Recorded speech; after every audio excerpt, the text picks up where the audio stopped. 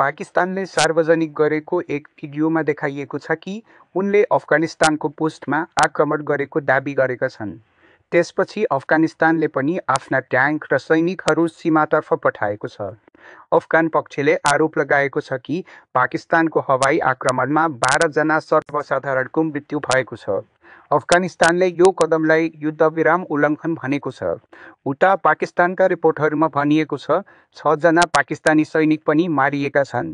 दुवै देशले भनेका छन् कि हामीले एक अर्काको पोस्ट नष्ट गरेका छौं। सामाजिक सञ्जालमा अहिले कैयौं भिडियोहरू भाइरल भइरहेका छन् जहाँ सीमा क्षेत्रमा धुवाँ, विस्फोट र ट्याङ्कहरूको गतिविधि देख्न सकिन्छ। यस घटनाले फेरि एक पटक पाकिस्तान र अफगानिस्तान बीचको सम्बन्धलाई तनावपूर्ण बनाएको छ।